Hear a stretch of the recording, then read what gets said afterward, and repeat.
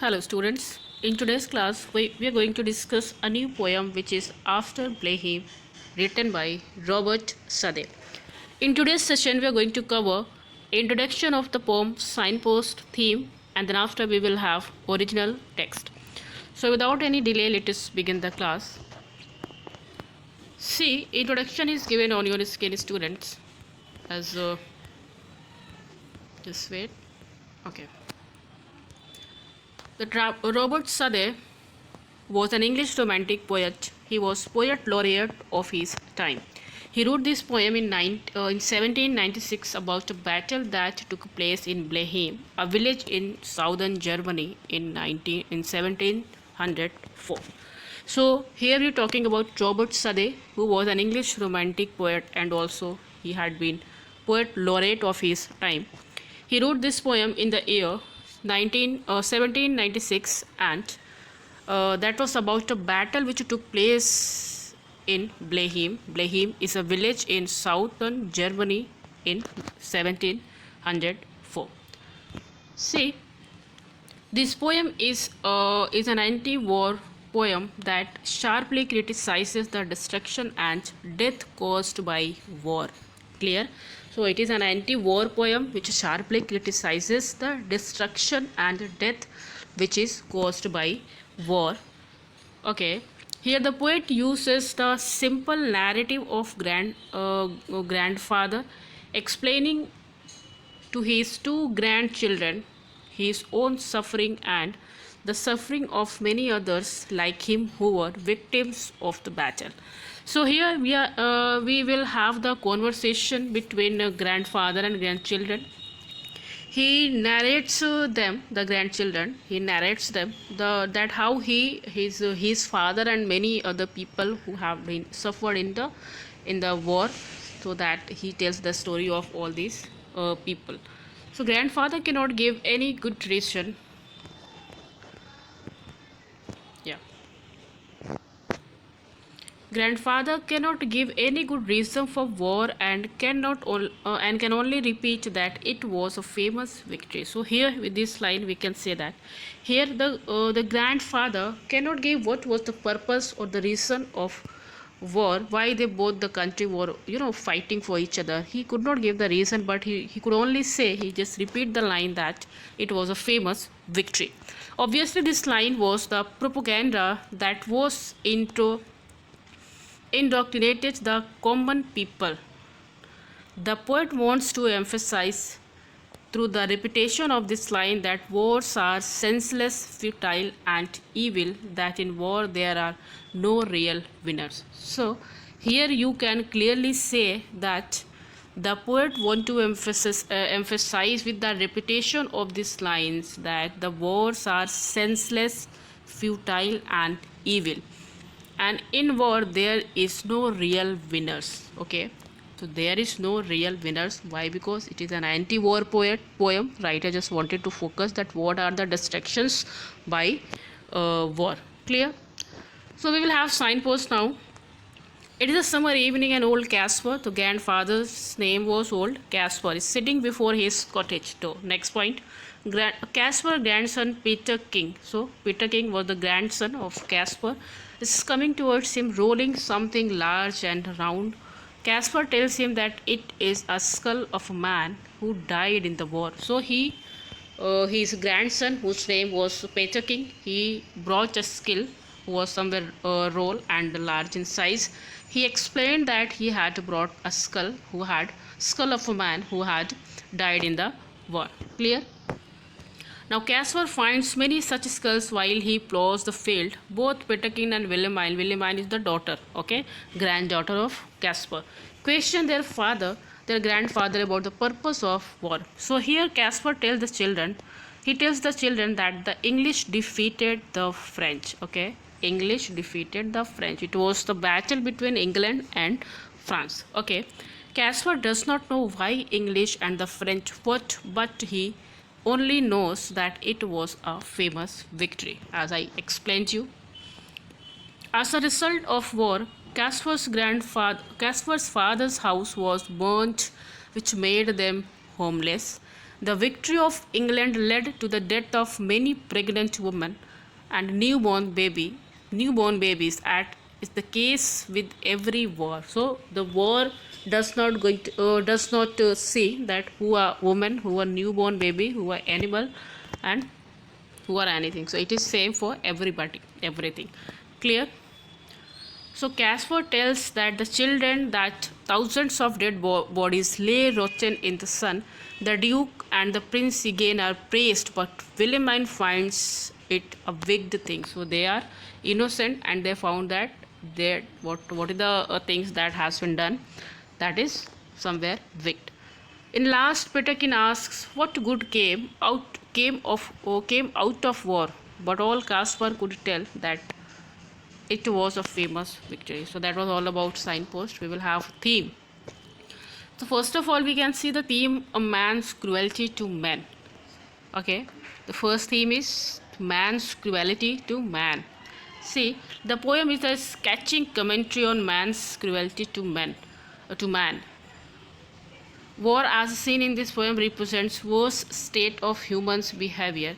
The skull Peterkin finds, as well as those that Caspar regularly unearths while plowing his fields, are mute testimony of the horrors of war. A man kills another man to achieve the great victory. So, in this way, the first point somewhere completely suiting on this theme. Next point says, on one hand is old Caspar, whose only concern is the great victory gained at the cost of the death and devastation. On the other, the two children who do not grasp the so-called benefits of war. So that was destruction by the people. Next thing, which is curiosity and the lack of it. So children are curious by nature. So what does this theme mean? So when Peterkin finds a skill, he brings it to his grandfather and immediately asks him what it is. Caspar tells him that it is the skill of a soldier who died in the Battle of Lehim. Peterkin's sister Wilhelmine then asks Caspar to describe the war and explain its causes. So here in this point we can see that how the curiosity of war and about the war, they just wanted to know by their grandfather. Okay, Caspar is able to describe where the war was fought and between whom, but he cannot explain the purpose nor the benefit of war. He was unable to explain the benefit or the purpose of the war. He has no idea about the causes, and all that matters to him is that the Austria and England won a great victory against France. So how there was the lack and curiosity and lack of it, that was the next theme. Now we will go for the text. See, here the first stanza. It was a summer evening. Old Caspar's work was done, and he before his cottage door was sitting in the sun, and by his spotted on the green his little grandchild Wilhelmine. So here I just explained you that it was summer evening when the old grandfather, whose name was Caspar, whose work is completed and who was freely sitting there, okay, his old grandchild Wilhelmine and the boy, they were spotted on the field in front of the cottage. She saw her brother Peter King was his brother name, the grandson, roll something large and round, which he besides the rivulet means the stream. So he found it near the stream. In playing there, he came to ask what he had found that was so large, smooth and round. So that was skull what he has found, as I told you. So he brought it to his grandfather. Old Caspar took it from the boy, who stood expectant by the person who just wanted to expect an answer. So he wanted to expect his answer, so that is why he was waiting for. Then the old man shook his hand with a natural sigh. He felt sympathy while seeing that, and he told that it is some poor fellow's skull, said he, who fell in the great victory. Okay, so he told that it was the skull of a poor fellow who somewhere died in the battle.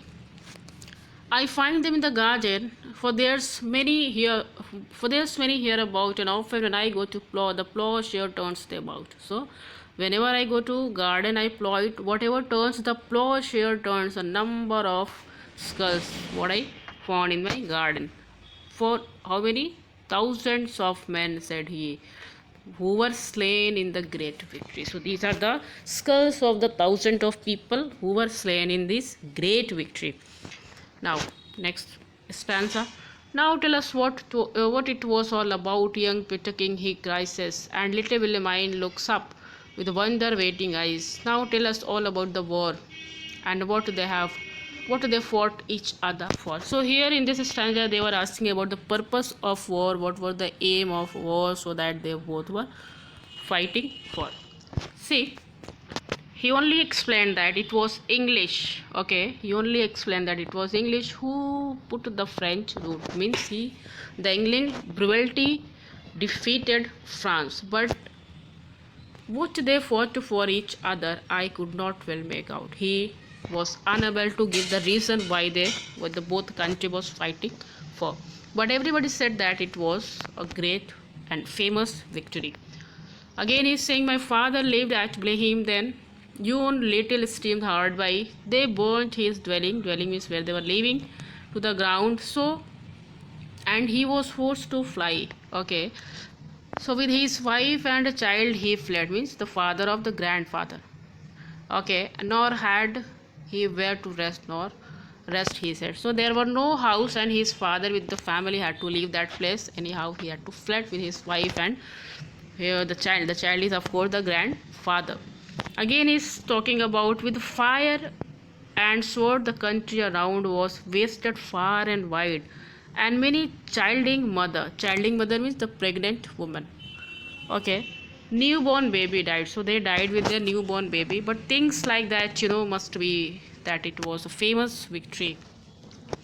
They say it was a shocking sight after the field was won, for many thousand bodies were lay rotten in the sun. He says that after the battle the sight was shocking. Why it was shocking? So there was thousands bodies who were rotten in the sun, and the things like that, must be after a famous victory. So after every battle, that types of scene we can see.